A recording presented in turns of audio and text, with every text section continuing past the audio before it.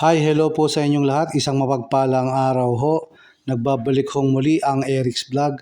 At ito ho yung mga kandidato sa pagkagobernador ho ng Laguna na akin hong iblinag ho nung isang araw.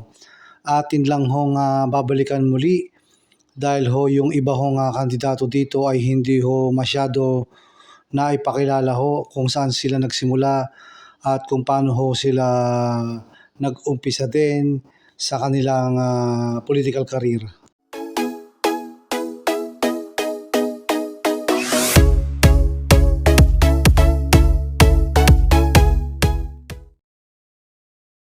So para ho patas yung ating pagpipresenta ng mga kandidato ho sa pagkagobernador ng Laguna, ay atin lang hong babanggitin yung ilan ho sa mga hindi nabanggit dun sa aking unang vlog. So ngayon naman po ay unahin natin ito pong isang kandidato po sa pagka-gobernador ng Laguna ay ito pong si Sol Aragones. So si Sol Aragones po ay nagtapos ng secondary level o high school dun po sa Canosa College dun po sa San Pablo.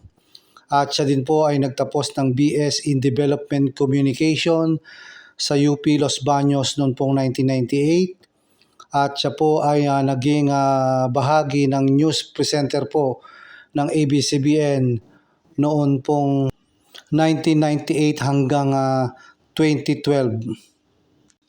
At tungkol naman ho sa kanyang political career, nag-umpisa po ang karera ho sa politika nitong si Sol Aragones nung siya po ay naging representative o kongresista po ng ikatlong distrito ng Laguna. So nagsimula po siya noong 2013 hanggang 2022. Subalit noong 2022 po, siya ay nagpasyang lumaban ng pagkagobernador ng Laguna.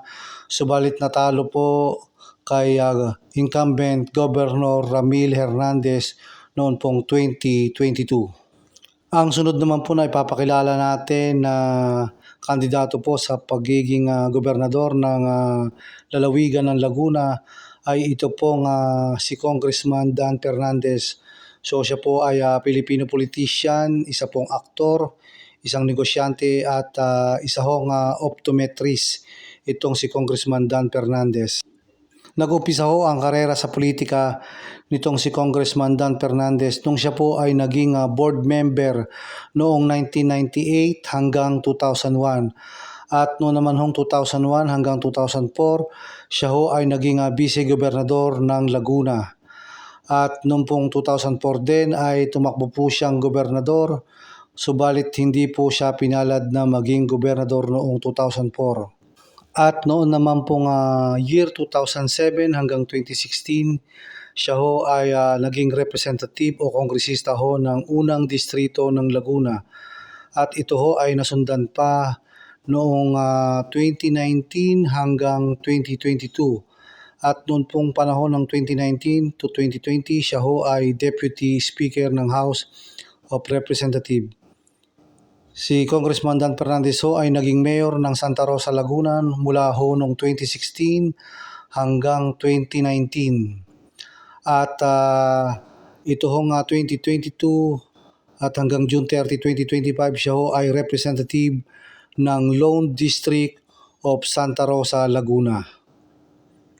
Atin lang pong balikan muli ang ikatlohong kandidato sa pagkagobernador ho ng lalawigan ng Laguna ay ito pong kasalukuyang Vice Governor na si Catherine Agapay. Nag-umpisa ho ang kanyang political career nung siya ho ay naging board member ng ikatlong distrito ho ng Laguna noong 2013.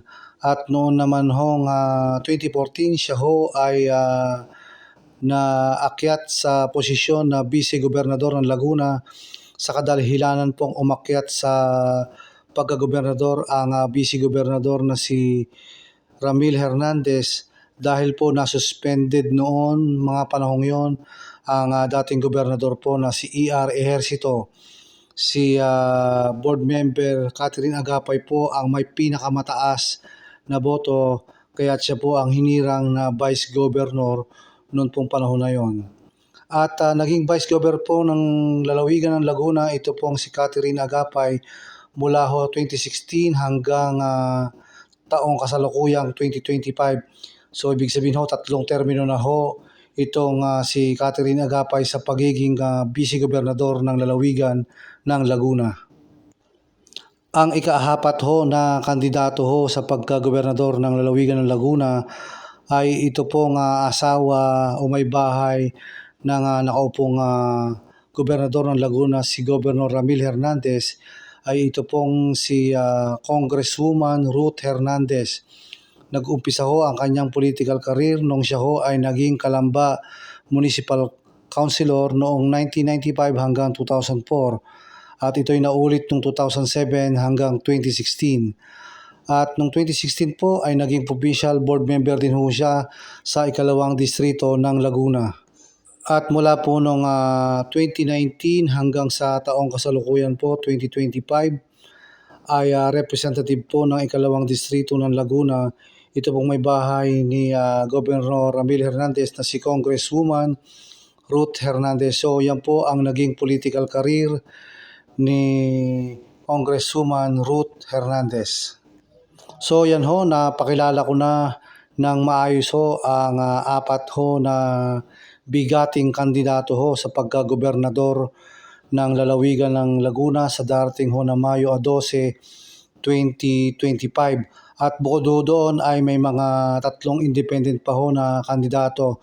Subalit dito ho ay pinag-uusapan natin ang mga personalidad ho o kandidato sa pagka-gobernador ang alam nating magwawagi dito po sa apat na ito na mas kilala ho kaysa doon sa mga independent.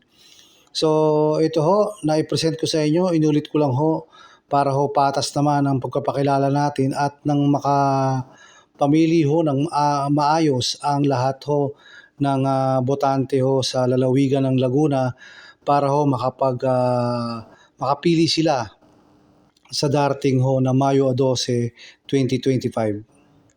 Uulitin ko lang ho ang mga bigating kandidato ho sa pagkagobernador sa lalawigan ng Laguna sa Mayo 12, 2025 ay ito pong si Congresswoman Ruth Hernandez, Vice Governor Catherine Agapay, Congressman Dan Fernandez at former Congresswoman Sol Aragones. So yan ho ang mga bigating kandidato po para sa pagka-gobernador ng Laguna. So malalaman ho natin kung sino ang susunod na gobernador ng Laguna pagkatapos pong makaboto ang lahat ho ng botante sa lalawigan ng Laguna.